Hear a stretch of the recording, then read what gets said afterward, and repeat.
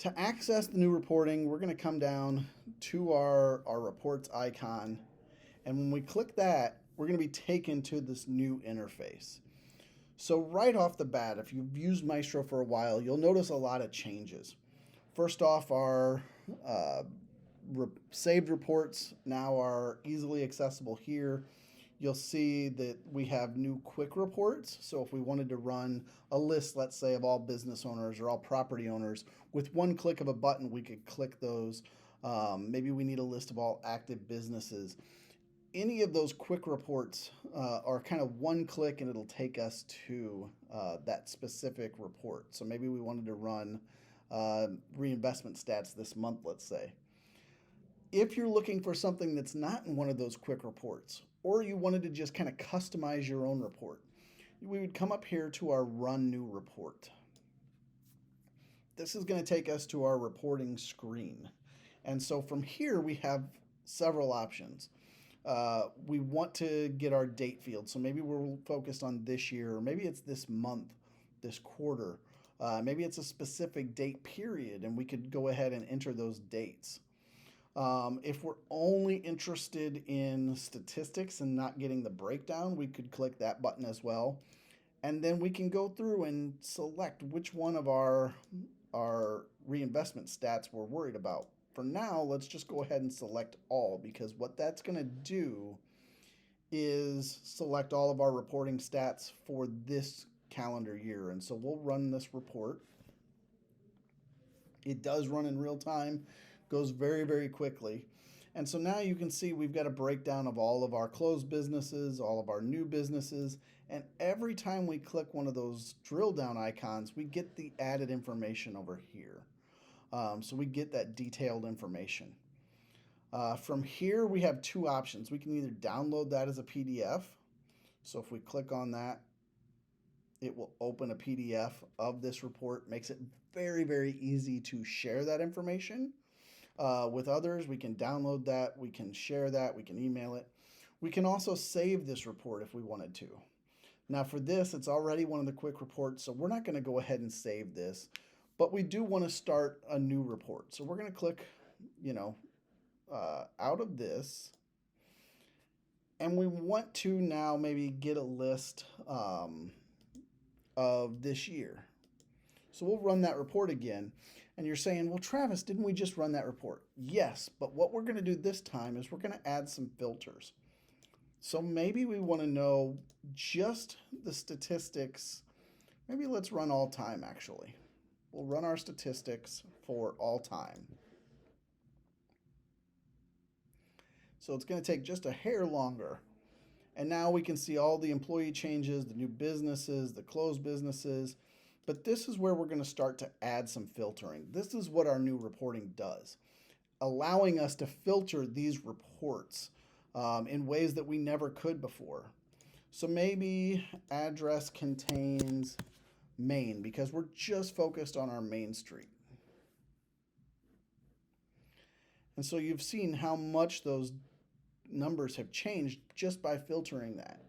Maybe it's not that. Maybe we want to know for properties that are in our special service area. And so you'll see those numbers change again. And so we can filter this by any of the fields that are in Maestro. And you'll see this little icon here that says this is something that's actually affected by that particular filter. For instance, events or grants received aren't geo-specific, and so those aren't going to change based on the filter here. But because the filter is property-based, anything that we're looking at that is property-based is going to be changing with those statistics. The other thing that we can do then, and if you're familiar with Maestro, you'll remember that we used to have an advanced search filter and a separate reporting. Well, now we no longer have those. So maybe now we want to get a list of all of our properties. So we can still do that. We can filter properties and scroll down, and we can select all, and we can run our report. And it's going to get us a list of our 543 properties, and we can download that as a CSV file. We can save this search. The other thing that we can do now, though, is we can include filtered objects. So maybe what we want to do is we want a list of all of our properties, but I want every business and every contact that's tied to one of those properties. So now when this runs, it'll take a little bit longer to run, but it actually is going to give us a lot more data back. So you'll notice when we include it in our filtered objects, now we have contacts and businesses and properties. Now, it's not every contact in the system, and it's not every business in the system. It's just businesses and contacts that are linked to our primary filter here, which is properties. So it becomes really easy to start pulling and extracting data that's really specific to what we want. Now, there's other things that we can do with this filtering and this searching as well. For example, one of the most common searches would be, let's say, to come down and do our overview. And we're going to start looking at, if you remember our earlier sponsor, our 101, we put in some blues sponsorships. So we're not going to worry about a date right now, but we're going to go ahead and run this report. So anybody that has, or any business or property that has a Blues in the District note partner. From here now, maybe we want to filter that down to 2016. And so we'll run that report. And what this will do is it filters down, and it's just those people that had this specific involvement attached to them for 2016. Now, maybe we needed a list of all of our sponsors for 2016. So you might think, well, we also want to have involvement has Blues in the District concert partner for 2016. Unfortunately, what that's going to do is it's not going to return any results, or it shouldn't return any results. And the reason is, and we get that notification there.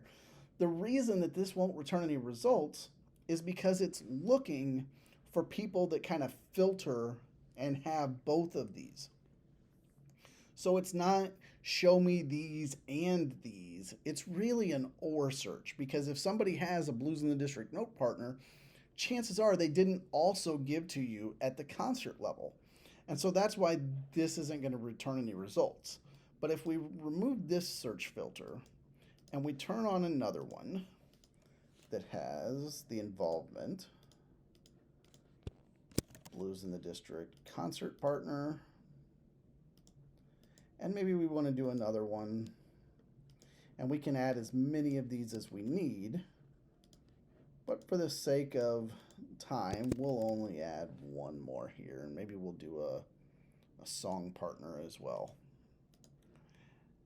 And so these OR searches will actually now generate a list for us of everybody that has any of these searches. So if you think of your membership, let's say, and maybe you've got a rolling membership year, so you want to set this up to where it has the tag that we talked about before in 101. So 2022, 2023 member. And in the date column, you remember, that's where we would put our month. And so each month we just come in, change this from 22 to 23, or 22-23 to 23-24 when that time comes, and now we keep a list of all of our active members versus all of our active businesses. And so we can still now download that CSV, or this is where we can actually save this search. So we're going to go ahead and call this 2016 Blues Sponsors, and we're going to save this search. Now, the reason we do that is because we want to be able to come back and we see our 2016 Blues sponsors here. If I click that button, it's going to automatically pull those filters in, pull those search in, and I can constantly get an updated list. So if we're starting to put in 2022 sponsors or 2023 sponsors, You don't want to have to go back to the drawing board every single time. You want to be able to come back and quickly access that information. By saving the report, you're able to come back and generate that list anytime you need with anybody now that's been added since the last time you ran that report. Download that as a CSV and it's ready to go for mail merge, for sharing emails, whatever you need to do. The other thing that we can do in this, speaking of sharing emails, is we can actually send this list to Constant Contact or MailChimp. You remember we connected those in our 101 session. Here we can actually utilize that and either create a new list of 2016 Blues sponsors, and we can send that list directly to Constant Contact, or we can do the same with businesses, and we can share that information, create a new list. If we had lists in here, those would populate, and we could actually select an existing list and add it to that as well. We'll say 2016 Blues sponsors, and we'll send that to that list. And now if we click MailChimp, that should be there. So those can be sent directly to Constant Contact or MailChimp, and it makes it really easy then to log into that system and be able to start creating emails that will allow you to communicate directly with these folks.